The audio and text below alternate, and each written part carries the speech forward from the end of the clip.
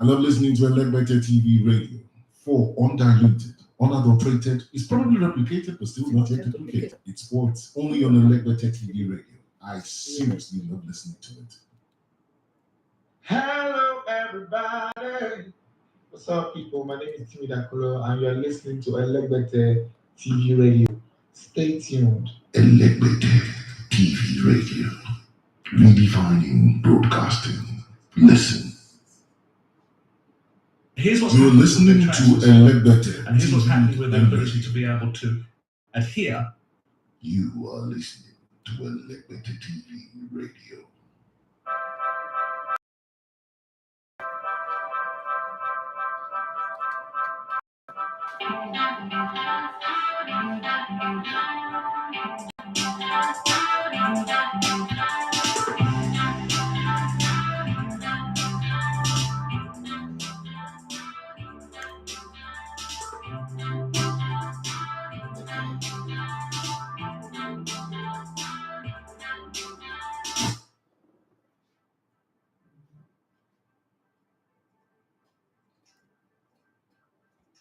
All right, good morning and welcome to the Sports Buffet on Elecbetter TV radio. My name is Daffy Matthews. You're going to love to call me the Elecbetter One of Sports. Yeah.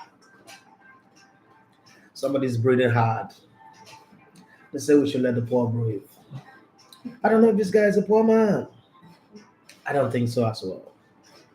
I think he might be broke, but he's not poor. But he still needs to breathe because he's a Liverpoolian. Even though they say they don't walk alone, sometimes you can be walking with a crowd and still walking lost. That's exactly what's happening to this one right now. Let me give you a teaser, a tip of the iceberg, what this man is going through. No, let's leave that. Let's leave that for now. Let's hear some Liverpool fans' opinion about the life and time of this amazing guy. Let's hear this.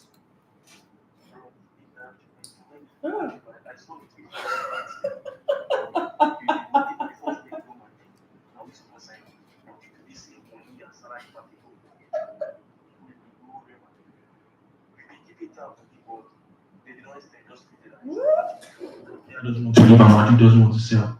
I saw that tweet today from Dave Weinstein.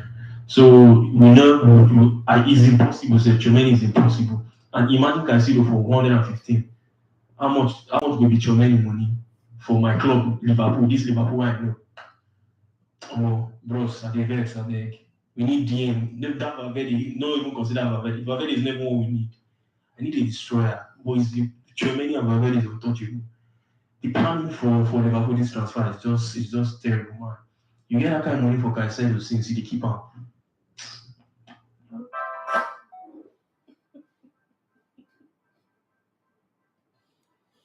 Yeah, the journalist in me at work here now. Let's forget about the CEO, the journalist in me. Take anything you see, run with it.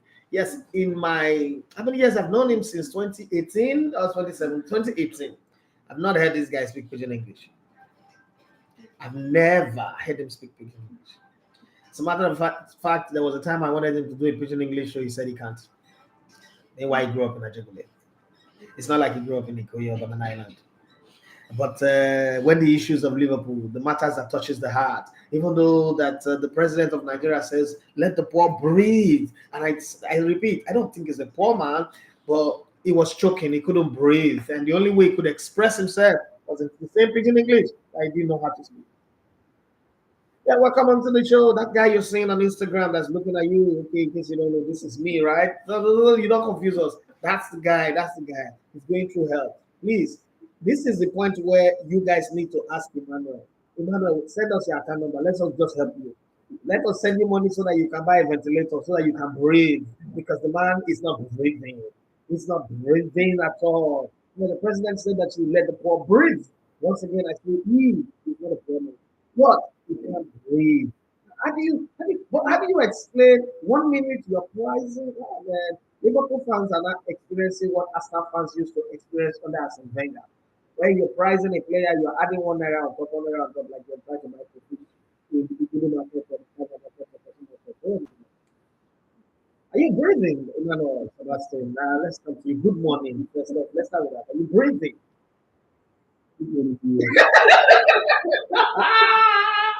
Good morning to everyone. You didn't see that. You didn't see that coming, right? Man, I didn't see that coming. To be Okay. honest. There's more where that came from. I was very shocked. But, I mean, I'm breathing. Yeah. You sure you're breathing? I'm alive. You go survive. Survive. Yeah, I mean, good morning to you. What a beautiful Tuesday. Let's go on the show. But okay, so let's leave the joke and let's get a bit analytical. And we were talking about this thing, and I need to understand something.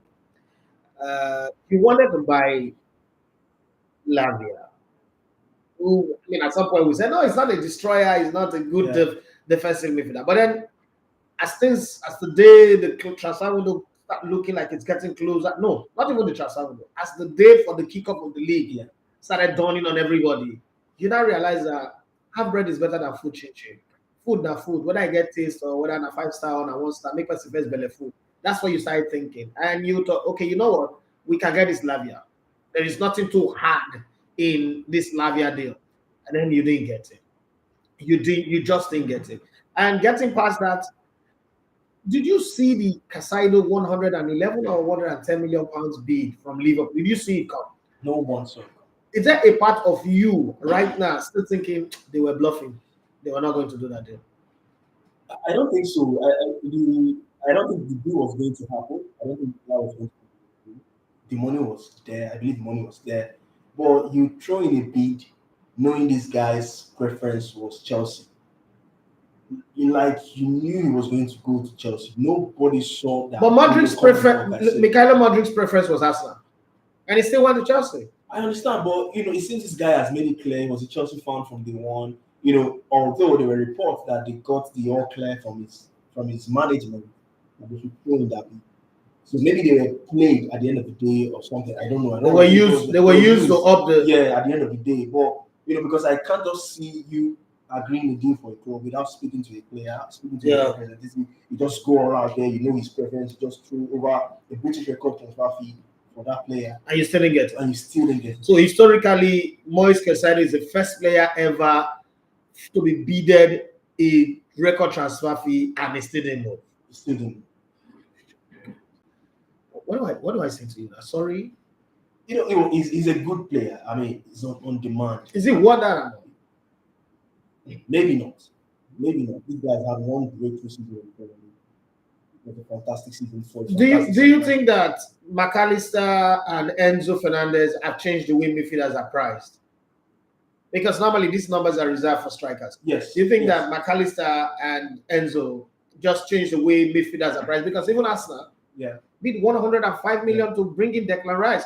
I mean, declare rice everywhere, but where's the stew? Where's the beans? Where's the plantain? Where's the meat? The few West Ham is calling out for Paqueta and Man City are willing to pay.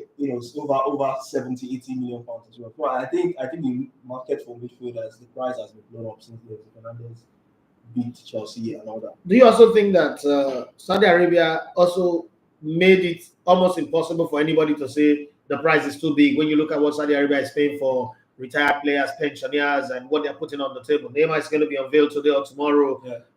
For each day that Neymar plays in Saudi Arabia, he's going to get 450,000 pounds or euro, whatever the amount is. But it's massive. You think that the transfer has been turned on its head? And we're talking about global economic recession, this one, economic depression, economic mood swing. Yet all these monies are flying left, right, front, back, and center. Is there a place in all of these where we say, you know what? Football is a money laundering industry and it's a scam. The numbers that just been mentioned, there's really no money. If you watch football these days and you think you can't spend money or you don't want to spend money or the price are up, you want to play some low ball kind of money tactics and all that, I think you're in for a long ride because the money in football at the moment is really, really high. I mean, what Saudi Arabia is doing, they want to spend money, in as much as they're trying to grow their league, bringing players that people thought more like retired players, but you still see some younger players going there. They're still going for young players as well. You can just say Chelsea is the Saudi Arabia of Europe because the amount of players they've been signing, the amount of money they've spent since I think last summer till this summer. £1 billion. £1 billion sum of money. £1 billion already. So you just have to live with it. So that bring me to this side of the conversation. Why then is financial fair play not um, holding the neck of Chelsea? Why are they not facing ban? Why are they still able to spend? I wish Mr. Marshall was here to give us the statistics and the numbers. And for a club that spent 601 million last summer, winter combined, and got the two worst coach ever to coach a super club. Okay, so Chelsea are a super club. In the last 20 years, they've been one of the best among the top four best clubs: Chelsea, Madrid, Bayern Munich, and FC Barcelona. In the last 20 years, they've been top there. And no disrespect to Man United, Juventus, and the other guys, Liverpool, but those four have been the consistent one, winning everything: two Champions League, two UEFA or Europa Cup, anyhow you want to put it, World Club Cup, European Super Cup, everything there is. League titles became like crayfish for them. FA Cup, Carabao Cup or Calabar Cup, whatever it is. But when you look at Chelsea, a club that ascended that mountain, and all of a sudden we woke up to see on top of that mountain and I brought in apprentice. People that I would not even put on my mic on my show to anchor my show. They put in first of all they brought in Potter, and then they brought in Frank Lampard, and a guy who previously had failed. Yeah. Now they brought in Pochettino, and you look, they're not playing the Champions League. They're not playing. Why is Lavia? What's his other name again? Romeo Lavia. Why is Romeo Lavia going there? There's Enzo. There is Gallagher, who had a great game against Liverpool. There is what's his name now? Chukwuemeka. There is what's other players in that Chelsea? There's Ugochukwu. No, Ugochukwu will be loaned out. They will kick him out eventually. Ugochukwu will be kicked out. Gallagher, there is Ugochukwu. There's Chukwuemeka. There is Enzo. There's one other name that I'm forgetting about. I saw against Liverpool. And now they brought in Caicedo, who is a destroyer, like a renowned destroyer. It's not a Patrick Vieira anyway. It's not a Roy Keane. It's not a Makalele, not a N'Golo Kante. But currently, you will say, based on the form of last season, his first season in Europe, you will say he's the best. A player that was signed for 4.5, being sold for 115. Well, I'm not jealous of the money anyway. It's their business. Now, my question is, what is Romeo Lavia going to do, especially with Chelsea playing only one competition, the league? Okay, FA Cup and Carabao Cup, whatever. But the main competition is the league. For me, I let me just say that I think Chelsea, except something happens, the amount of players that they are getting, they might create something. Sure, they will. They'll get it right. I think Pochettino might just be that man. It might take few months, few seasons to get it right. But for Romeo Lavia, I mean, this is a guy whose preference initially was to go to Liverpool. Yeah. Like he practically wanted it. Was begging for it. Begging for that move, wanted it. He wasn't in his frame of mind whenever Southampton is playing. They don't include him in the squad because he wants to go to Liverpool. Fair enough, they sent in a bid. He bid 3 times for this guy. Southampton's preference initially was £50 million or nothing because Manchester City had a buyback clause, if you stay at Southampton. £40 million buyback. Now you've sent in the first bid, I think of 30-something million pounds plus few add-ons. You sent in the next bid, £42 million. Then you sent in the next one, 45. I mean, like you kept on bidding. Although this stand they took was that they didn't value him at £50 million because he's 19. They had Bajetic, who was coming up, the young lad in Liverpool as well, similar age profile and all that. So they didn't value Lavia at £50 million. Then all of a sudden you left this guy who wanted you, and you put in a world record bid for Caicedo of £111 million. And this guy was going to Chelsea, and he didn't come to you. Now Southampton, they've seen the money, they saw your money. Although Chelsea wanted Lavia too, but Chelsea also went behind and sent in the £15 million bid. Chelsea, meanwhile, sent in a £15 million bid in January for Lavia. Southampton rejected it. Yeah. Now, while you were fighting for Caicedo, a lost battle with them, Chelsea behind are also securing Lavia, sent in the £15 million bid. But when they saw that Liverpool was desperate for the Caicedo, they left it. They went back for Caicedo. Okay, they up their to 115. Brighton were looking for the highest. Yeah, they put him on auction already. They put him on auction. They're going on. Now, after you've seen that you failed for Caicedo, this is the embarrassing part. Then you went back for Romeo Lavia. and you agree the 60 million pounds. How embarrassing could that be? I won't fall from a laugh here as a young. I mean, No, I wouldn't. even I wouldn't. from Nobody I can. wanted you look down on me, and that was right. He's a young boy. I understand his decision. He went to Chelsea, but in terms of the footballing aspect, I think Liverpool would have been better. Yeah, because for me, that's my angle. That's what I've been saying. Like, okay, forget all this pride, all this egotistic talk. Yeah. People, your friends are telling you if they really wanted you, they wouldn't have gone for Caicedo. What's the difference? You're 19, he's 21. I would pay 111. I know the talk. I've been in football and I hear this talk every day. Oh, if they really wanted you, they would have come for you first. They don't want you. You are just a backup player. Even if they sign you now, in January, they might look for somebody better than you and kick you out of the side. All those talk is there. But you look at the Chelsea squad, that midfield. This boy is 19. You go to Chelsea.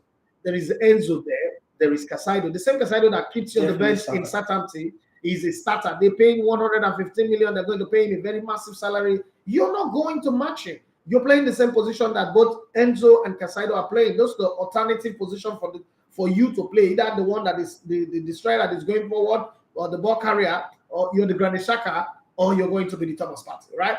And those two positions are filled up with players that are over 100 million pounds in signing and big salaries. But if you have gone to Liverpool, they don't even have anybody there. And let's agree that probably this is a probability. There's no truth to it, that in January they might reinforce and get somebody. But if you have established yourself between now and January, they bring in somebody to just come and back you up. There's no fear. And even that take your market stock up. If anybody wants you, they come big for you. And then you choose Chelsea. As much as I am against Liverpool way of doing business, I'm an Arsenal fan. I experienced this for over 12 years after David Dean left Arsenal. So I know how this works. Like when I used to say, that is the reason why I don't like Arsene Wenger. There's nothing anybody would tell me. I don't use the word hate, it's too heavy, but I dislike Arsene Wenger. He does not know jack. He doesn't know anything about football. All this talk about Wenger knows best. That's rubbish as far as I'm concerned. Anytime I talk about Wenger, all this pain, 20 years of not winning the Premiership, Arsene Wenger is the reason. Is the cause. And the worst thing they ever did with the Arsene Wenger narrative, it just made me sit back and realize how we have been managed, abused, how much. On one side, Alex Ferguson was doing match fixing with Manchester United, and everybody was keeping quiet. Arsene Wenger was using media to manipulate people. Do you know that since football started in forever time, I don't know when, 19 or 18, whatever, that football started, Arsene Wenger is the only coach in football history that is credited with building a stadium for a club. And I sit back every day and I said, well, first off, this man did not sell any player for 50 million. He did not sell any player for 100 million. Even teams like Juventus, where it was Antonio Conte that was there. Is that Conte that was there when they moved to their new stadium from the Turin Stadium? They didn't credit him with building the stadium. Benfica and FC Porto moved to new stadium. They didn't credit their coaches. And then Simeone came into a dying Atletico Madrid, made them play in 2 Champions League finals, if I'm not mistaken, win the league titles twice, and do all of these things, turn them into competing a third horse in the race of a 2-horse race, perennial 2-horse race in the Premier in the La Liga. And then they built the Wanda Metropolitano. Nobody credited him for building the stadium. Arsene Wenger is the only guy. Everybody moved attention away from him winning titles to not say he built a stadium for the club. And I see educated, grown-up people who went to school, people who you expect to have sense, pushing that conversation, even, journalists. They're like, okay, so there is the club chairman, there is the board, there is management, there's financial people. And some of them, they took the loan against Arsene Wenger. So you're telling me that you go to a bank, you went to a bank to go and collect money in the bank, and you say you are edging you're guaranteeing the bet on a coach staying. So what if the coach had died? And if he died, what happened to the loan? Nobody does business with that kind of mentality. If the people at Arsenal are not reasonable, the people at the bank will be reasonable. It's a multiple bank, it's not even just one bank. So all bank agree that as a Wenger, it's not as if he's selling players for 100 million every week. If you do that with Brighton, I can understand. You do that with Southampton, I can understand. You do that with Benfica, I can understand. This is a guy who sells players, the highest is 25 million. And you're telling me that that's a guarantee against loans? over, half a billion. Well, what do I know? So now the reason is they didn't have a football director at Arsenal, and for a very long time you see deals like we wanted to sign Suarez. The Suarez deal is even the destroyer. We'll talk about Juan Mata, Gonzalo Higuain, Sharad Philly, and a whole lot of other Michael Essien. All these players are supposed to come to Arsenal that Arsene Wenger killed because of his own, I don't know, emperor way of running things. Same for Manchester United. If we cannot win it on the field, we have to do match fixing. Let's not shift to Manchester United. Let's look at some facts, because we can give opinion as much as we like, but we still have to bury our head in the fact. And I'm just going to look at this, and I'm saying, so first off, Gary O'Neill says professional game management, PGA MOL, I don't know what it means. John Moss spoke to him after the game and has admitted Wolves should have had a penalty, and it was a clear and obvious error. This is week 1 in the EPL, for crying out loud's sake. This is week 1, my first match day, and then there is already match fixing situation. Now, to give it feed of death from the game yesterday. Yes, to give it feed of death, between 1993 and 2004, that's 11 years. Only 3 penalties were awarded for opposing teams at Old Trafford. It's been 10 years since 2004. And less than 5 penalties have been awarded to opposing teams at Old Trafford. Okay, so I'm asking you. One headline says Manchester United didn't concede from penalty at home in 10 years, with only 3 penalties awarded against them. Okay, a remarkable run from December 1993 to April 2004 saw Manchester United not concede from a penalty in the Premier League at Old Trafford, with all 3 given being missed. So only 3 were given, all the other game. How possible is it that the team goes 10 years? 10 years. That's a total of 380 games. Yeah? 38 games every season for 10 years is 380 games. Only 3 penalties were awarded to them. Do you now agree with me that in the Premier League, the games are fixed? Long before the ball is kicked, the match is already fixed. Long from what you've seen. Yeah, long before now, you've always stood by that, and we've been keenly watching. With what referees are doing, coming out to later apologize, like what happened yesterday. The ref, like what the Wolves manager came out to say, like, so he wouldn't come out to say something like that if it didn't happen. Came out to say that the fourth official, I think John Moss, John Moss came out to tell him that came out to apologize, that it was supposed to be a penalty. I don't know if you saw the incident. Was it a penalty? It's a penalty, yes. It's a penalty. You missed the ball and all that. So the question I always ask the people that are arguing against it is, they say the ball wasn't there. So I'm saying the ball is on the left channel, and somebody kicks somebody or hits somebody on the right side. Is it a foul or not? And I was like, it's a foul. Even a yellow card. I said, okay, so what are you saying? Go and hit the ball. If you miss the ball, don't hit somebody. It's a foul. Okay, if you can give a yellow card for a player talking back to a referee, then that's a foul. That's a penalty. And one idiot even said, hey, the time that it happened. I said, oh, so there's a time now that is allowed to award it. And the funny thing is, I was coming here, I was reading something. Some collection of past goalkeepers were giving their opinions. I think most of them say it wasn't a penalty. In my head, I was like, these are goalkeepers, supporting goalkeepers. Max Schweizer, former Man United goalkeeper, also said it's a penalty anyway. A few of them don't say, but most of them from the opinions I read on Daily Mail came out, they say it wasn't a penalty. So these things, what have been happening? You can't but agree that somehow match fixing is somewhere there with what is going on in football with Manchester United and what is happening at the moment. So it's just sad. But for Liverpool, I think let me just, for those who care, we have our first question on the show is on the NPFL as well. But before we bring the NPFL, today we're going to have fun. We definitely are going to have fun. So let's try something different. Let's hear from. Okay, what's the question? Let's even take the question. Okay, so this one is from Chukwuka. He said, please help me ask Elegbete what is his take on this new postponement of the MPFL. Are we back to normal level? Oh, I like the question. Normal level meaning that we always postpone.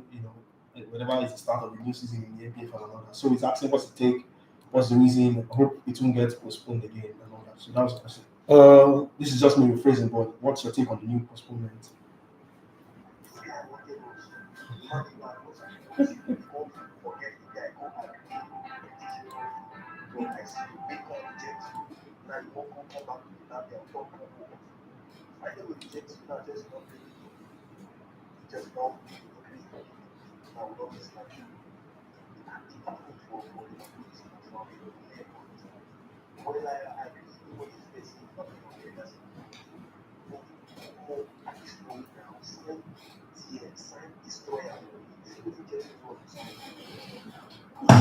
Wow. The lamentation of the brother in front of me. Well, we keep hearing this lamentation. That's not the end of it. If anybody think that's the end of it, you're just joking. We're just starting. Let's come back to the MPFL. The question about the MPFL. Yeah. I think that there are certain things that could have been avoided, and in this one, as much as I'm a promoter of the MPFL. I mean, I have a contract to market the MPFL. This one is on Pixelot or Propel Sports. And I think I should put it on the doorstep of GTI. The Super 6 was supposed to provide an opportunity for test running. After the contract, the agreement was made, there were some delays. I don't know what caused the delays, so I'm not going to jump up and pass judgment on anybody here. But they should have used the Super 6 to test run this. And then again, when the other friendly matches like the Value Jet, where you cannot just take your equipment into other people's competition anyway, but they should have found a way to do some tests and see whether, even if it's just a blank stadium, just do some tests and see and training. But they delayed it. Now we're pushing it forward for 2 weeks. I can guarantee you that in 2 weeks' time, 2 weeks after this, when that 2 weeks elapse, the match will not be played because that's the weekend for international break. And from the look of things, knowing that the NFF is poor, they might decide not to bring in all the foreign-based players and say, okay, Coach Pesero, go take the home-based players that you've penciled down, invite them to come play this game, or French players to come and play this game, because we've already qualified. Yeah. Dead rubber game, okay? And so you take these players to you, take some Aqua United players, take some Rivers United, some Remo Stars, some Sporting Lagos players, take them to you, go play that game. It doesn't matter whether it's Saturn principle. The thing that we've got I think whatever team we put on, we would win that game. So it's not a big deal. It's not like, if we don't beat them, we will not qualify or we will not top the group. That one is already sorted out, right? So that's one part of the conversation. Now, having said that, we should also look at the fact that since these things have happened, there is an opening that we might repostpone again. I'm just going to keep my fingers crossed. I'm not in a position, unfortunately, I'm not in a position to criticize them too much because there are so many sides to it. Oh, probably because you're not doing production anymore. That's why you're criticizing that. People will say that. Probably because I'm not angry. I just want the league to start. And most times when we take this decision and we're putting it, we should understand. But anything we do, let's not get past September, because once we get past September, we've also missed the deadline again. The whole plan of rearranging the league so that it can match up with the European calendar, which I'm not really crazy about, but hey, let's for once, also agree that it works well for our football. Once we miss that window, then all the sacrifice, all the abridged league last season, everything just go in vain, and that's something that I'm hoping that we can avoid. But it's sad that the league, a lot of people, fans especially, have high expectation and hoping that, this time everything will be fine, but unfortunately we've not had that. Some people are complaining that the audio is not clear. Is it everybody on YouTube or just some few people? Because as far as I'm concerned, the sound here is good, and the blinkers are showing me that everything is fine. So I don't understand when you people say that the sound is not good, because I really don't see anything that we can adjust here in the console. Everything is properly set. So some people say the audio is good. So if you cannot hear it, maybe you can close your restart your system and go again, because some people are saying they can hear you clearly. So the person that's saying, Anthony BT, please restart your system. Other people are hearing clearly. So Emmanuel, it's over to you now. It's your game. Let's do it. But every once in a while, we'll break you with some lamentation, or probably let's even talk about. So for those Chelsea fans that are asking questions, people that are asking questions about Chelsea, we monitor Simon Jordan, and if there's anybody who is in authority to speak, it has to be Simon Jordan. He's run a club before. He was the owner of Crystal Palace for some years, brought them to the limelight where they were. They were going into extinction when him and his 3 other friends came together to rescue the club. So if anybody would speak, I think is the one. And this is what Simon Jordan had to say about Chelsea signing players the way they are, because everybody's complaining they spent 1 billion already in 3 windows and there's no financial fair play issue. So I've always said one thing, that in the world that we live in, it's survival for the fittest. My mom will say this thing in Yoruba. In other words, it's survival for the fittest. In the world we live in the words of Donald Trump, find the loophole in a system and exploit it. Every system have a loophole. There is no giant that doesn't have a chink in the armor. So you just need to find that chink in the armor and attack it consistently. That's why they say if you keep hitting a hard rock consistently on one spot, it will crack. Yeah. And what people need is to find it. This is not the first time. You know, when I was younger, I mean, in the 90s, in the 80s and 90s, players signed 10 years contract. So the people, this generation who maybe probably are not aware, who are complaining about the long-term contract that Chelsea are doing, and this is not me trying to be Chelsea fanboy. This is me clearly saying that this thing is not today. It's there. There is no law. But I think it's been overblown now. It's too much now. Too many players. I and it's think just Chelsea. no. I think that there is too much eye service. What is happening in football today? This is my own opinion, and it's a professional opinion because I've seen it over time. As Wenger started it, what is happening today in football is the voyeurism of people. A couple of seasons ago, your club came out and said the day they sign a player for 100 million, he will take a walk. Jogging club bid 111 million. He went on to add 11 million to it. This same guy, and then I came out to say it's wrong. So are you wrong because you're really wrong, or you're wrong because you're not joining the bandwagon of people that are doing it? You know, because we have to look at wrong, admittance of guilt. Are you admitting guilt because you just sat at home and you say, "Oh, that thing I said was wrong," or you're saying I'm wrong to save face because there's eye service admittance of guilt? Are you saying you're wrong because you got caught?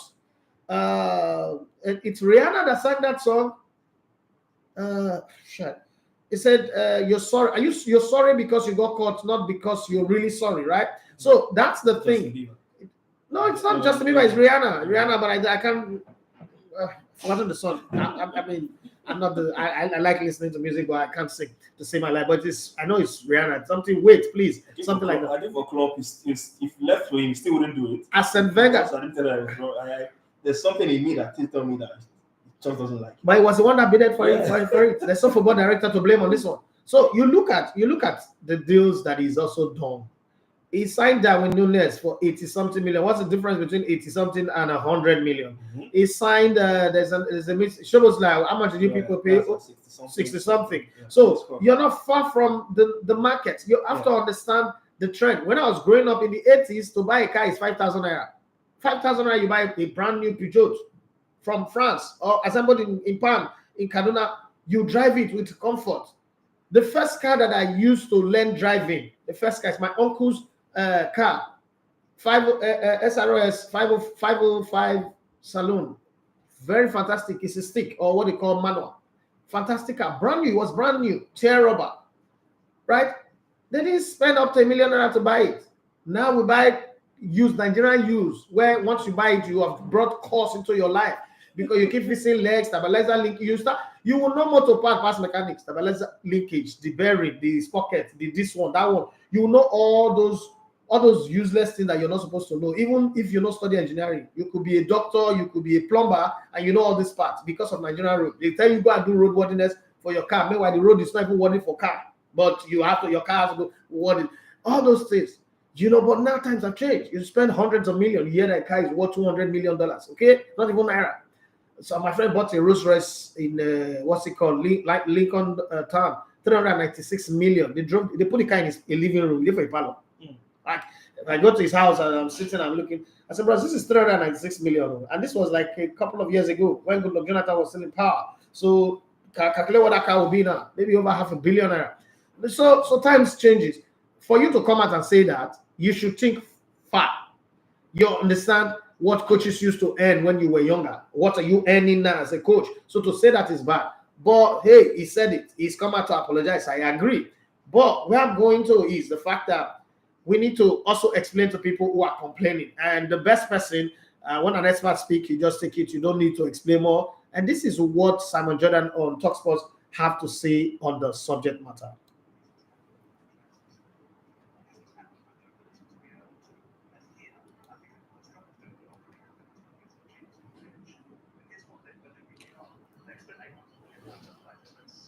Last year, they capitalised that over 8 years. All those players were on 8-year contracts. So all of a sudden, that £600 million spend is reducing at £75 million a year. So you're charging £75 million because you're dividing 600 by 8. Right? You're reducing your £600 million spend by £75 million every year. He's now had that change because he didn't like it. The football fraternity went cost it over 8 years, when he wanted it back to 5. So this year's spend, right, will be 300 million, around about that, right? And we're reducing at 60 million a year. So he's now losing 75 million each year from the spend last year, plus 60 this year. But he's gone and sold 250 million worth of players in 3 transfer windows. And all of those players have produced an outcome that have been profitable for Chelsea. He sold Kai Havertz for 60 odd million quid. He bought him for 60 odd million quid. But on his balance sheet at the time, when he sold Kai Havertz, he was carrying him at 25 million. So he sold him for 60, he's booked a 35 million pound profit. He sold Mason Mount, who's an academy player, for 60 million quid. He's booked a 60 million pound profit. So over the 3 windows, he's booked somewhere in the region of 200 million worth of transfer gains on his balance sheet, and he's reducing it by 135 every year. So he's 65 million pound in credit right now on his balance sheet against transfers. That's how he's doing it. Now, eventually, if Chelsea don't pull up revenue and start to get back in the Champions League or generate other revenue streams, this is going to catch up with him sooner rather than later. But right now, £800 million of the spend, it equates to £135 million a year worth of transfer losses, like depreciation. And then you've got 200 million worth of transfer gains on Havertz, on Mason Mount, on Ruben Loftus-Cheek, and on we go. Look who they've sold. But it's a gamble in the longer term. Well, if you don't start doing it, it's a gamble. It's a gamble in terms of the consequence around financial fair play. Now let's look at what the consequence is. The consequence of financial fair play is a financial consequence. Right? We're suggesting that people that are paid £2.5 billion for a business that are funding £800 million for transfers won't take a smack on the knuckles like other clubs are getting right now, 10 million here, 20 million pounds there. I'm not suggesting he's aiming for that, but right now people are saying, how the hell can you spend £800 million on transfer fees and not be breaching financial fair play? Well, I've just told you, if you're depreciating that at £135 million a year, and you just sold 260 million pounds of players over 3 transfer windows, and most of those players, with the exception of Timo Werner, which was sold at break even, are booking you a profit, you've just covered the last 18 months with the potential losses and going into next year as well. Now, in 18 months' time, if Chelsea are still spending at this level, are still carrying that level of depreciation, haven't balanced the books by selling more players, and haven't got themselves into the Champions League, then they're going to get caught. You are listening to Elected TV.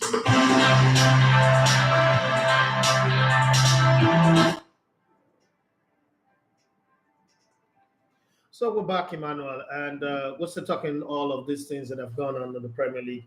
I want to just establish something again, and for you as a Liverpool fan, I think I need to declare this.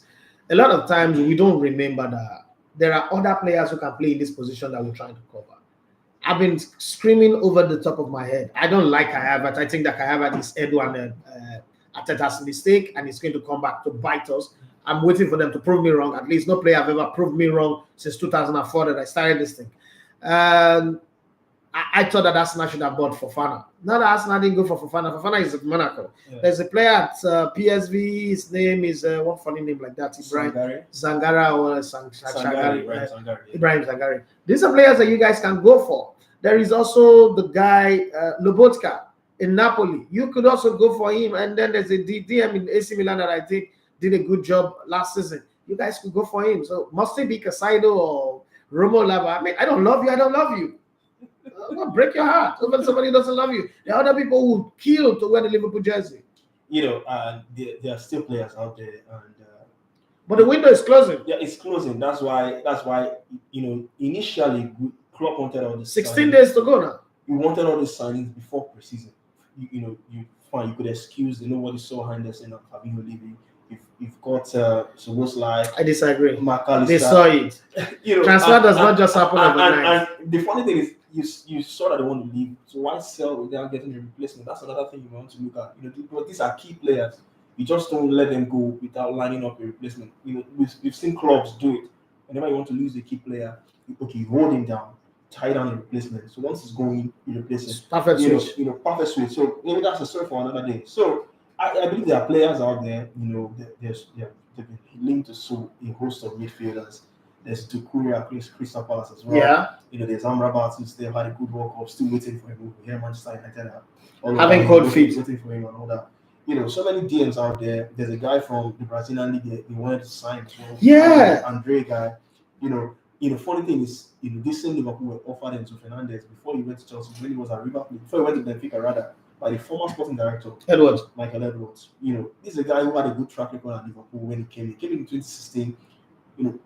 Whichever world class player you see at Liverpool was Edwards' work. Brought in Salah, brought in Fabinho, brought in Mane, Van Dijk, Alisson.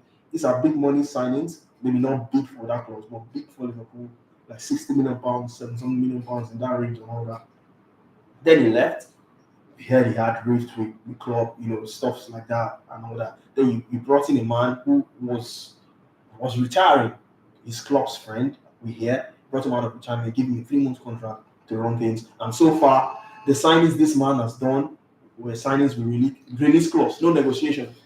That tells you he hasn't done any strong negotiation yet. And you've sold so many key players under this same old fracas and all that. If this was done by, let's say, a Nigerian, an Amaju or a club president in Nigeria, what's done in Nigeria, we will be shouting nepotism. You will be shouting incompetent, bringing your friend, sacrificing the big picture of the project for the good of your friends and all that.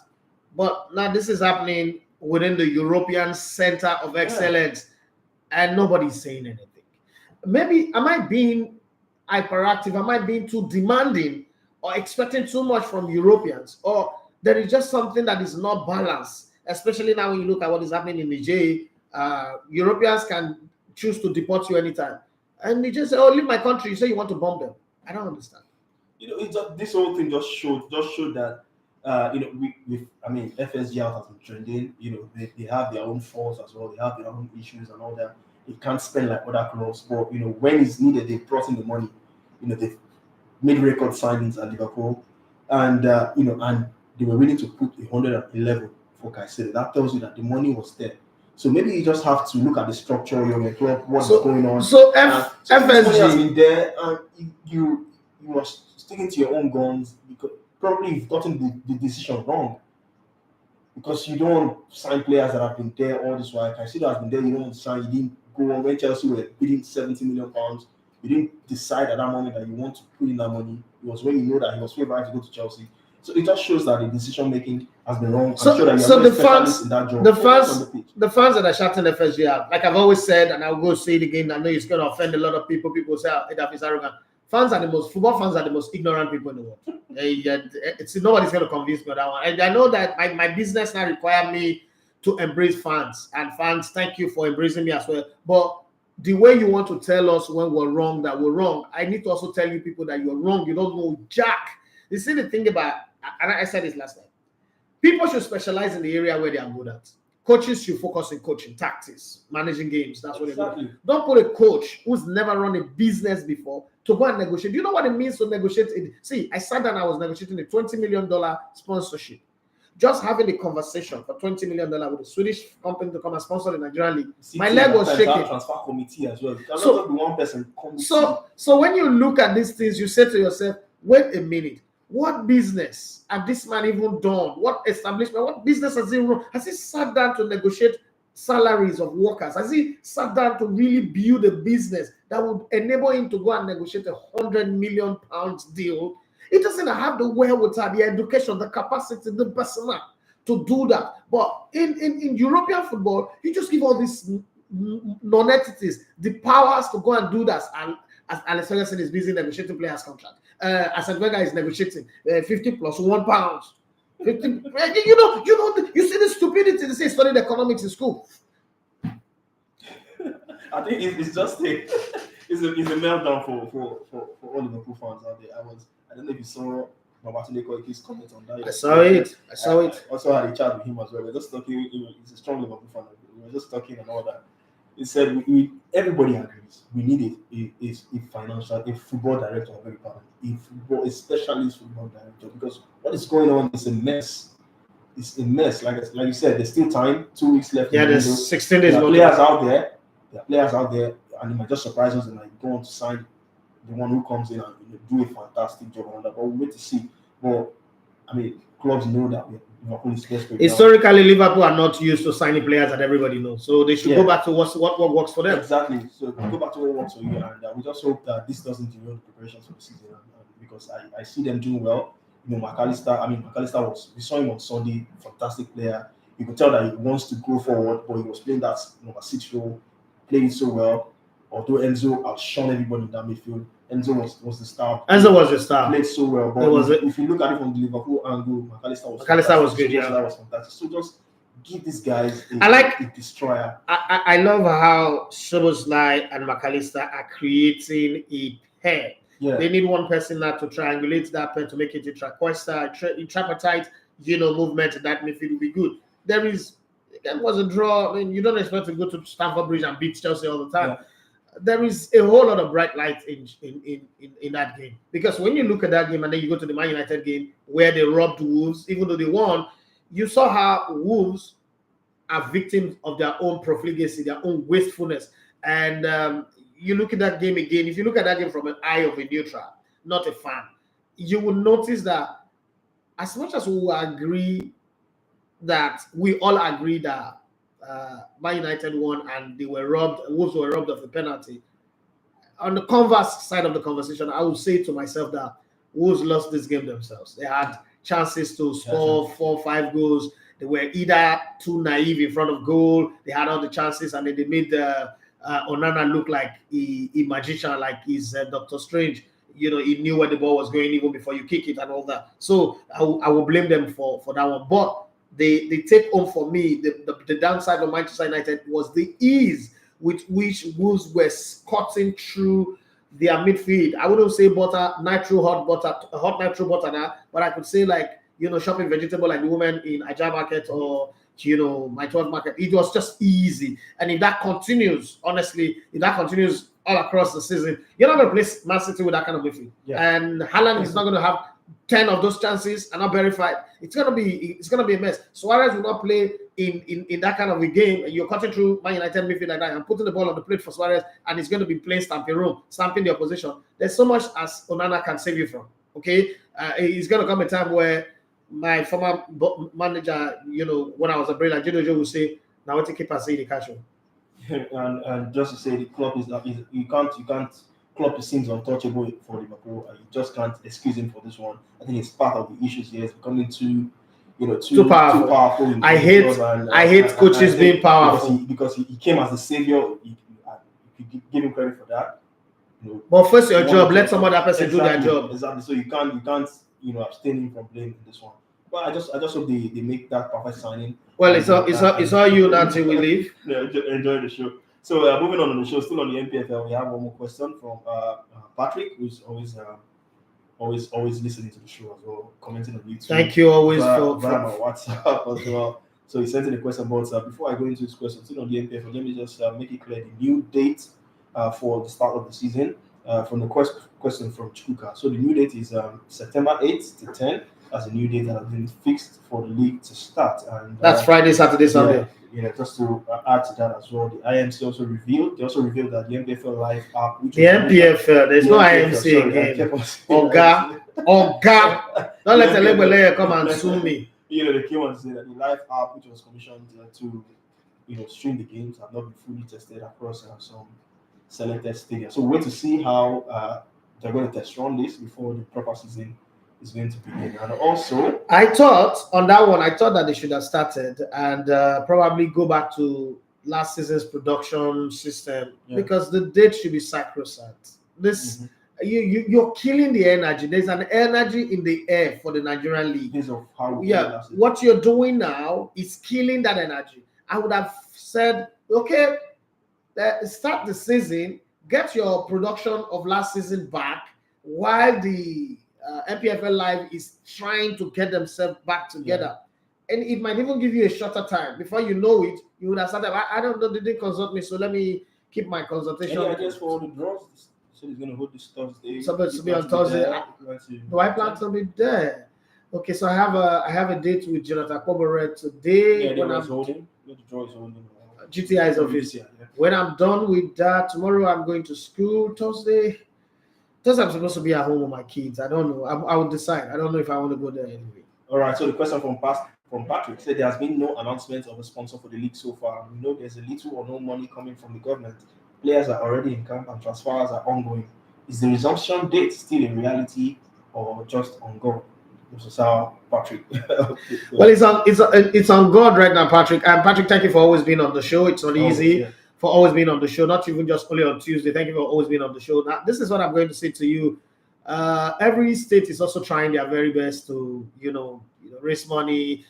There's so much question mark with the government of the day. Let's not lie about that one. So there is the fear of, this government is going to change or that one, that there's a new government that's going to come in. Everybody is being very, very careful with whatever they are doing. So we keep our fingers crossed and see the 25th date that they said it was going to start. It's not going to start in August again. They moved to 8th to 10th of September. I'm not also sure that day would hold because it's the international weekend and they might shift it by 1 week again. So we're looking at the 15th, 16th, and 17th, maybe in September. That might be the best possible date as we go. So let's keep our fingers crossed and see. But I just feel like the MPFA is shooting themselves in the foot. It is halftime in Auckland.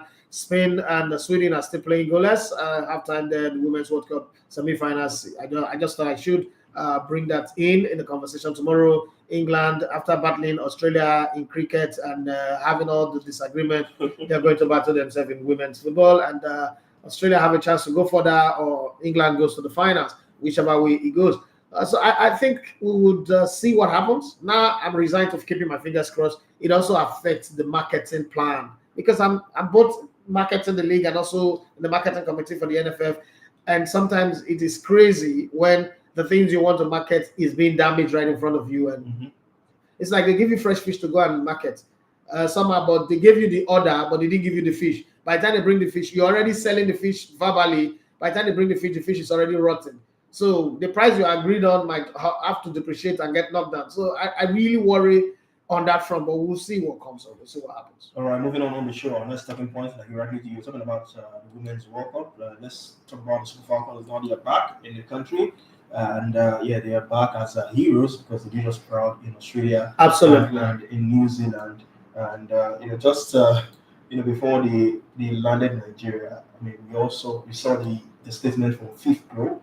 I don't know if you saw that. That one is apropos that they did not send them.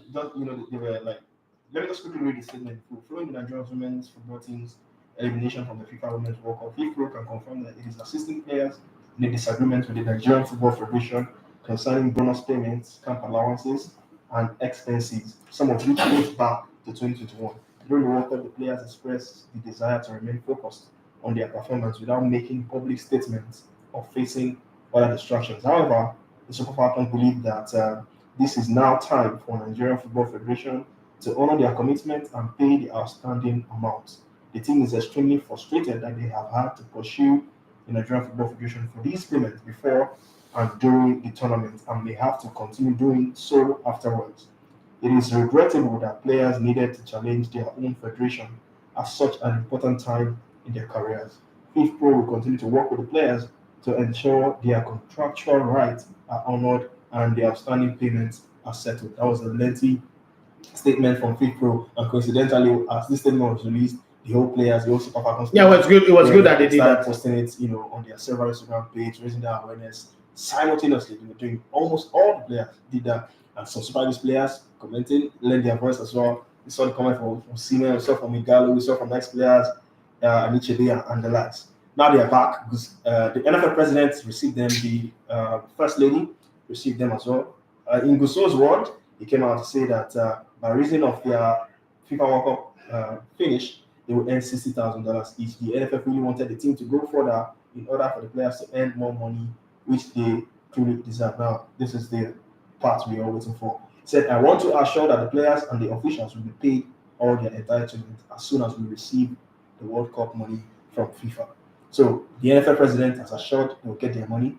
So case closed. And what do you make of the whole FIFPro drama and this money that is due for the Super Falcons? It's a shame that we put ourselves in a place where FIFPro just FIFPro and Wright and a host of other people try to use Nigeria as a clout chasing material. But truth of the matter is, it's not a FIFPro business. When the players get their money, it's not because it's not their business. They don't know their job.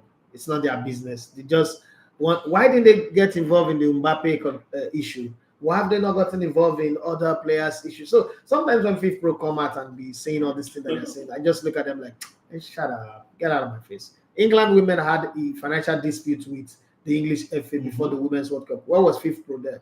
The South African women had issues too. Where was FIFPro there? The Brazilian women also have issues. Where was FIFPro? German national team also have issues. Norway national team also have issues. The Chinese women have always had issues with their federation. Where's FIFPro? And see, the thing is, FIFPro is like EU, is like NATO. They always prey on the weak.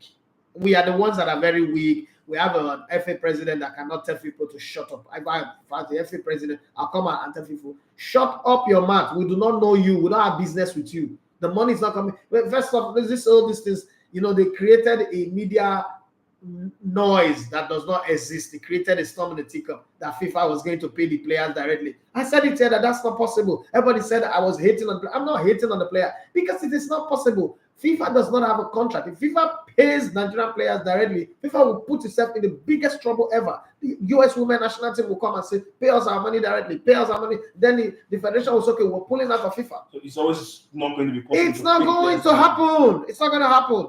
There are some things like because it caused a whole lot of confusion online, and people were like, when everybody pay us directly, pay NFL this and that. A lot of people were making noise. Who is a FIFA member? It's the federation. Is there any player playing right now actively that is on FIFA board? No. So you're going to sit on the board and say, okay, no worry, don't give us the money, give it to the players. So how do you divide the money? So FIFA will not decide to give the money based on their own valuation. What if in Nigeria, people don't understand some certain kind of conversation. If in Nigeria we have decided and agreed with our players and after 5,000 will be paid on a per match if you win, and then if you lose or if you draw 2,005. And in England, based on their sponsorship arrangement and all the things that they have, say, okay, we'll pay you 50,000. How are you going to pay the money? Because in England, maybe the payment is subsidized and augmented based on sponsors and gate takings. In Nigeria, Falcons don't play match before anybody pay gate ticket, go watch a match. People don't see the big picture. The problem we're dealing with here, and I've seen a lot of people post on social media everywhere, it's corruption. It's not corruption. The truth needs to be said. It is hard to listen to, but I'm not going to, in the name of getting viral view, getting a lot of people saying I'm speaking truth to power. It is not corruption. Are we not surprised that we'll be saying that the FA officials are corrupt? Nobody's been able to say, oh, I'm a journalist, I'm an investigator. Okay, this is the evidence of the corruption. That's not evidence of corruption. What happens is we are spending more than we are earning. It's an unbalanced balance sheet. Our ledger is not balanced. That's the problem. That's not corruption. Because, listen, to take a team to go play a single game, you will need airline. Are you going to tell the airline owner that, oh, guy in Nigeria, they go play, give us your plane? This is not the days of Jesus. They say, go into the city and go and get me a donkey. They just say, the master wants use of your donkey. But what a useless story that is anyway.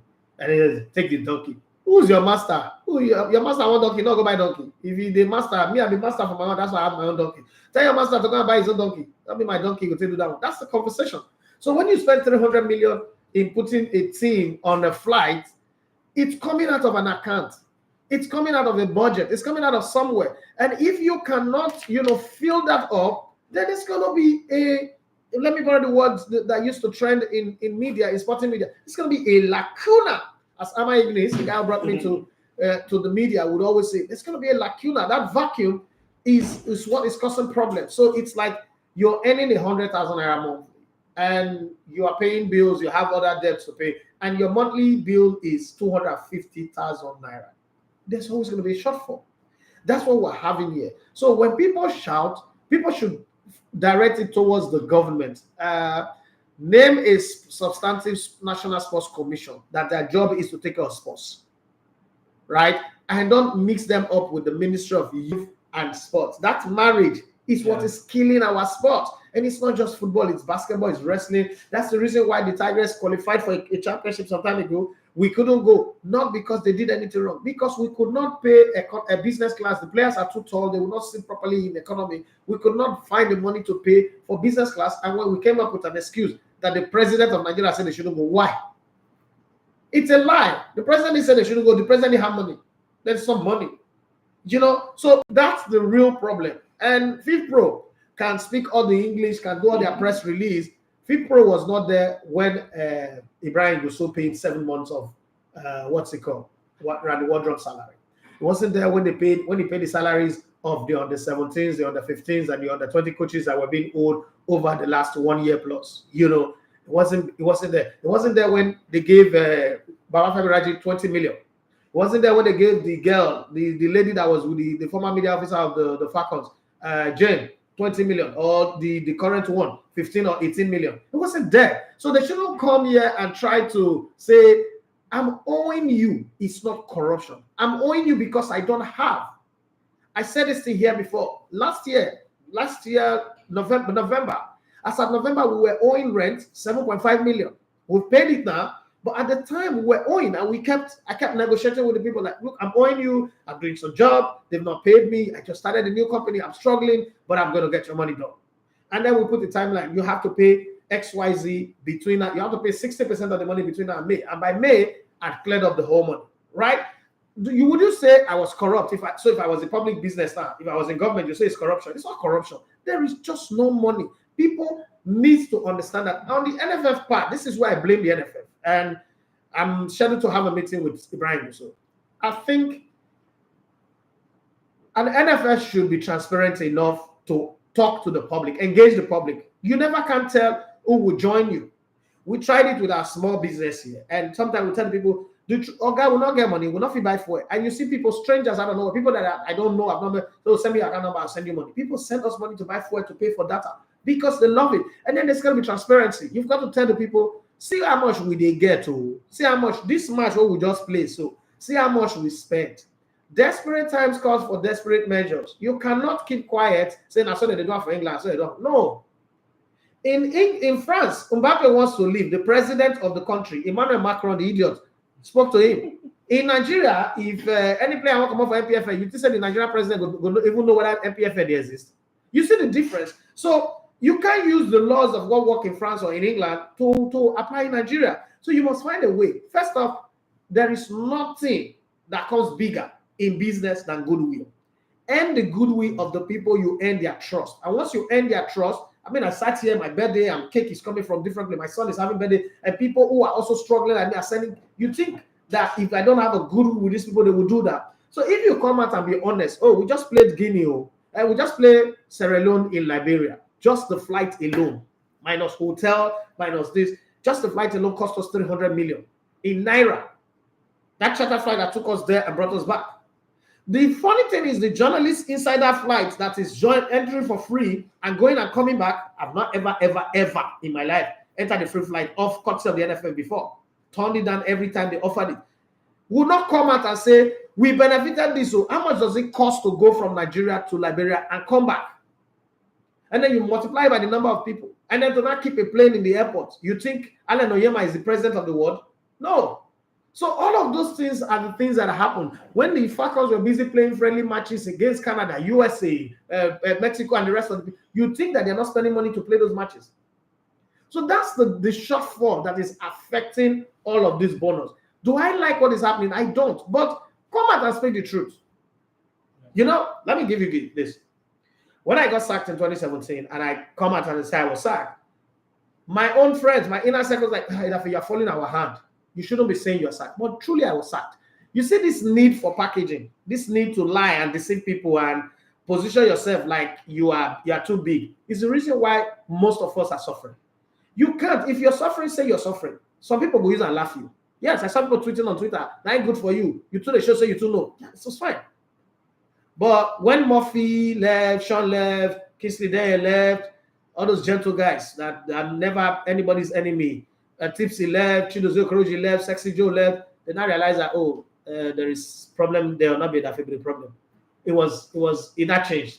I went from the most hated, the guy everybody celebrated is sacking, to the guy that everybody loved. But I was clear about how I was going to go about my thing. I'm not going to lie to anybody. I'm not going to package myself for anybody. If I get, I get for myself. If I not get, I will say I not get. If people want to help me, they help me. If they want to mock me, let it go. They don't mock Jesus. Who the hell am I that they not go mock? I think that if the NFF president comes out with the clear, communication strategy to say, you know what, we not get to see what we get to, see the bills we get to, see what we pay. We go do a small. The reason why we hold the players, we say we not say they go always there around, but we're not going to feel airline, because if airline wants the next friendly match, the next qualifiers won't go play, the airline not will carry us, and then they go walk us over, we'll lose them. Nigerians would understand, because there is hardly a Nigerian today that is not dealing with one debt burden or the other, so they would understand it's a national problem. But when we pretend like everything is fine, FIFA, some people have this opinion that every month FIFA they give Nigeria $5 million, which is a lie. And you see people saying it on WhatsApp group with confidence, saying it like with authority. Well, that's where we find ourselves. I just hope that one day we will have an FA that understands that communication is key. We every day we say that the key to good marriage, good relationship is communication. Now the government parasites, even our government themselves, will not communicate with us. So I'm saying they won't go fight war for Niger. They never even ask us whether we agree to that. Let me not go there. I hate going there. They wait for court. Why is the court even delaying? I don't know. All right, we have our time fast, but let me just take this question to wrap up the show. I think I'll keep my final talking points. Somebody says, Slecky for say, what are you not saying? Ask a proper question. What I am saying is that these people will be paid. Once upon a time, we were owing Randy Wardrum 14 months salary. They paid him 7 months. So it's a debt. A debt is not corruption. A debt is, I owe you, but I not get the money now. Then let's talk about how to pay. Even if you go court, if you carry somebody who they owe you, go court. The person says, this is what I earn. That's why I can't pay you. My projection was like this, but the economy went bad and I'm not able to pay. The court will not say, so how much? Nobody gets sent to jail for owing debt to. There is no law that says you owe debt, you go to jail. No. The court will ask you, how much can you not pay? Say, okay, I'm owing you 10 million. I am earning 200,000. Out of my 200,000, I guarantee you that I'll be giving you 150,000 every month. And I'm looking for other means of earnings. As my earnings increase, I will increase it again. The court will say, okay, go, sign it, make sure. When you default, it is not on default that you now start having issues.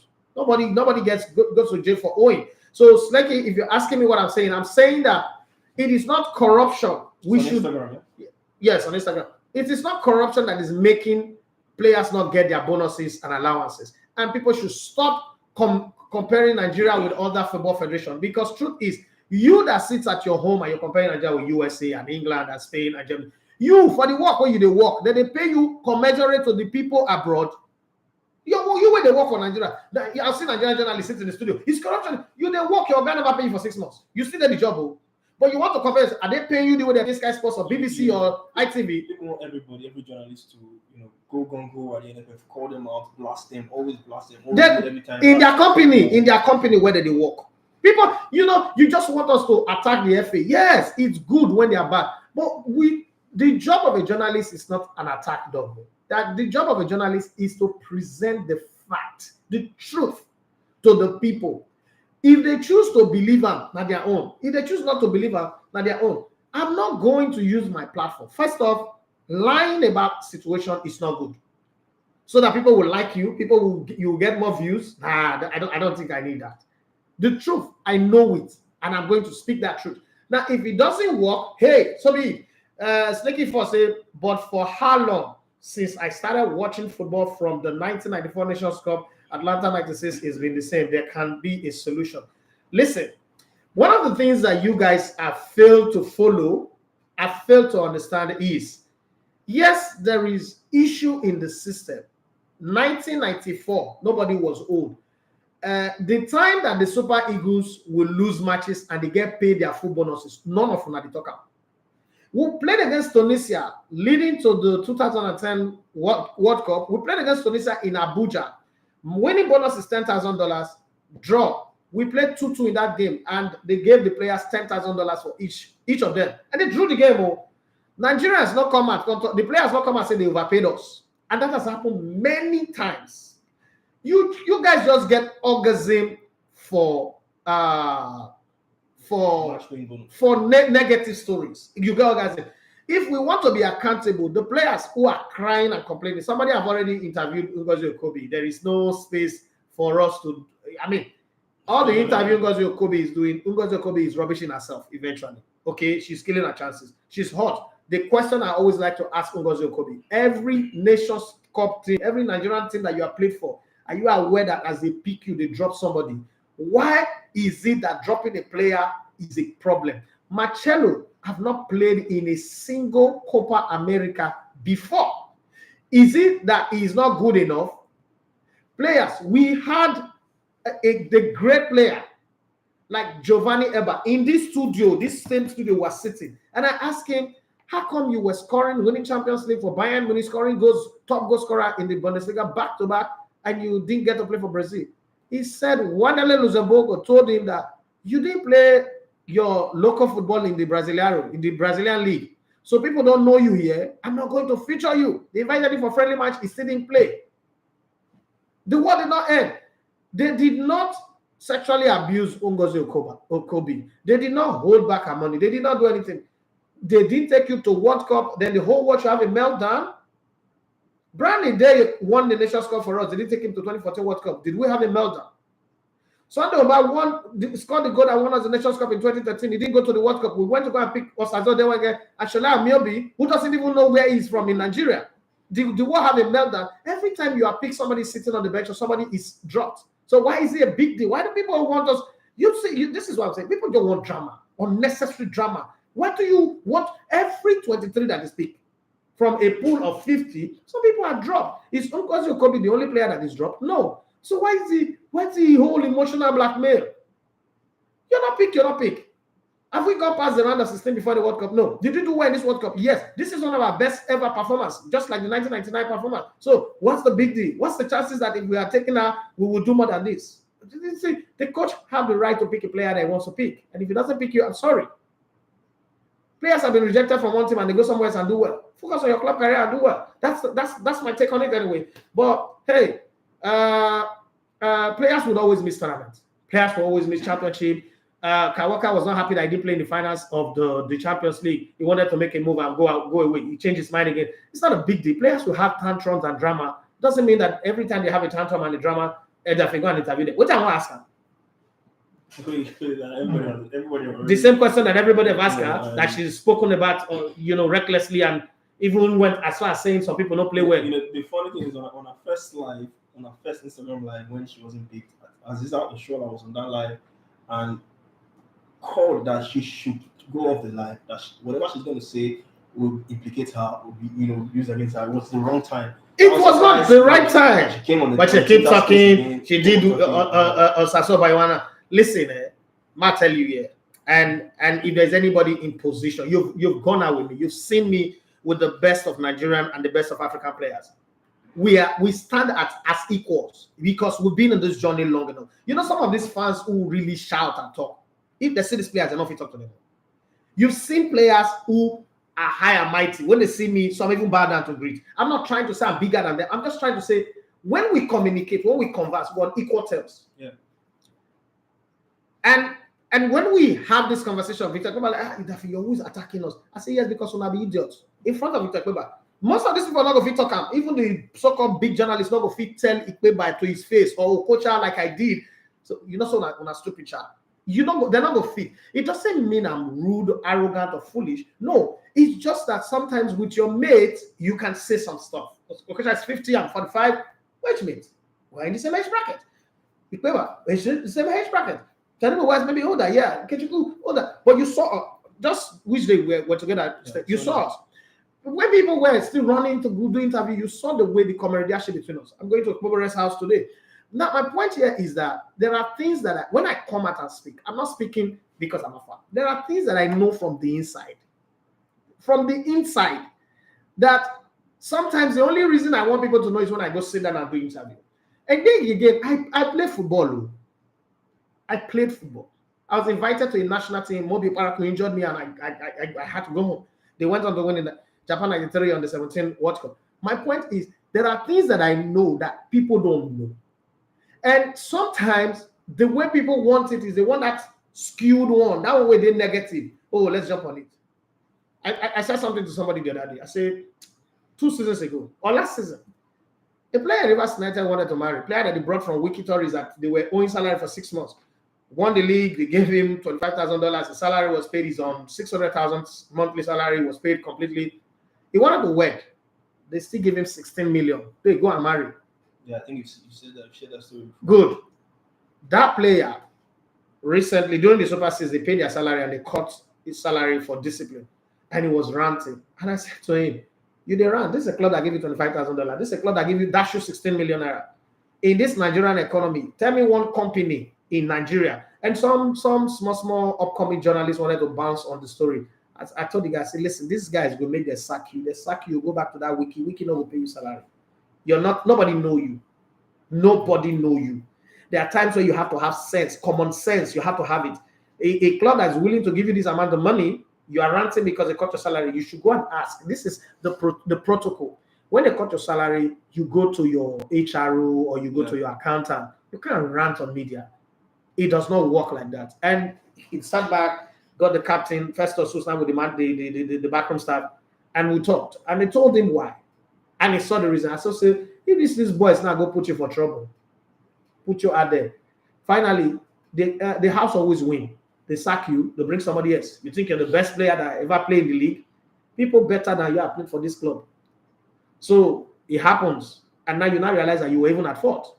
You're the one that defaulted and they discipline you, they cut your salary. So sometimes footballers don't give you the whole true pictures. Nobody lie more than footballers. Footballers will kick you for feet, they go blow fire, go tell you not touch them. You know, so it's a natural thing for them to be petty, to lie, to be deceptive, even with the truth. So you have to look at all of that and say, the days, as we kill the NFF and all that, the days, this is a team that will go and play a tournament, they come back, they give them houses, they give them extra large, bonuses and the rest of them. Nobody talked about that. You play matches, you agree with an organization, if you're not be criminal. You agree with an organization, say, if you lose match, they're not give you match bonus. If you draw, they'll give you half. They give you your full bonus. You don't come out to toss make a refund the money. The day they not pay you, you call entire cavalry, say, may they come pay you out. Guy, I've got a meeting to attend. Let's wrap this thing up. And finally on the show, like I said, I'll save my last talking point for next week on the show. Let me just take this one from Emeka. It's a quick one. He said, please, what are your thoughts on Gift Urban's move to Spurs as a replacement for Harry Kane? I am sad. It's not yet official, but we hear Monaco. Potential move. Yeah, but potential. Kane is gone. Kane has gone. So there's a space for number 9 at Spurs. Yeah, he talks to sign Gift Urban. Not done deal yet, but if it happens, is it something to get excited about? On one front, let me be very fair now. As an Arsenal fan, I'm sad because, come on, why should Gift Urban be going to Tottenham Hotspur, a shitty club like that? No success. It's not like they're going to play in Champions League or anything. You should be coming to Arsenal, but Arsenal is not bidding for him, so I'm worried. Man United, I needed a striker. I went to go and buy somebody we need to take Okmoy and Agbo to cure his waist pain and be back pain. When they have Gift Urban that can score from anywhere with both feet and just say it's fast, it's everything you need in a striker, right? That's one part of the conversation. I think that Gift Urban going to Spurs, now this is the analyst in me talking, going to Spurs is progressive move. I might not like Spurs. I'm not expected to like them. I'm an Arsenal fan. I'll say it again. But going from what's the name of his club now? Gent. He's playing going from Ghent, even though Ghent will be playing Champions League, to Spurs is progressive. One, his salary will go up. He will also know how to pay big tax now. He will pay 50% or 45% taxes. He would make more money. He will be on the big screen. Everybody will see him. I can't recall anybody seeing him play apart from Champions League or Europa League, Conference League that he played in. Now, in sports shirt, he will be seen more. Also, the national team, with that side that he decides to play for, whether he decides to play for Nigeria or he decides to play for Togo, where he come from, he is now on the big screen on everybody's eyes. He will be seen. So those two are a massive plus for him. But I would be selfish. This is not the fan talking, to see him in an Arsenal shirt. I think he's what would complete that Arsenal team up front and give us goals, because he's a guy, goals just ooze out of him. 25 and 25. I mean, how many people have that kind of record? It's just because he's in Africa. Signed in January. Yeah, you sign a player in January, he scored 25 goals in 25 games. Damn. That's even better than Haaland's record. But hey, let him come to Spurs and let's see. But Spurs is a career killer before they will not make him go and get depressed. And There might just be a ripple effect in that striking position. Monaco, here Monaco too, I talks to get Gift they wanted to get for Larry Balogun. I don't know what happened. Maybe the 50 million. they think the 50 million is too much. It's too much. And for Lille as well, credited with an interest. They have a striker, Jonathan David, who might just move. So here, Urban too might be the one to, let's say. The last days of the transfer will be very interesting. Yeah, very, very interesting. So we're waiting to see how that one. I want him at Spurs. I want to see him. Maybe you might want to call it too big a leap, but I mean, it's something. What is too big a leap? There's nothing. There's no such thing as too big a leap. Come on, what's wrong with you? Did I not take you to go and interview, or was it a big leap? What's wrong with you? What? Come on. Anyways, I would love my Spurs. I want to see him in England. Yes. Even at Madrid, you should go to big club and play football. He's a little striker, and with that is a wrap on the show. It's a wrap, yeah. Even though we hear Emenalo is trying to pinch Osimhen to Saudi Arabia, He's still on it. He's still on it. But we hear Napoli are also close to agreeing a new contract with him. According to Sky, in Italy, we hear that he might just extend his contract with the release clause. So we wait to see how that panel. Like You've already started your show like this. You know, like you said, the final days of the transfer window will be very interesting. So keep it low, guys. In the Players GPS show coming up next. Until go anywhere. All right, guys. That's how we wrap it up. My name is Stanley Daffy Matthew Segane. You love to come to the Elevator on this bus. Bye bye.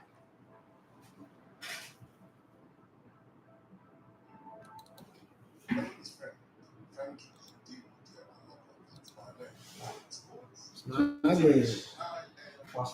you.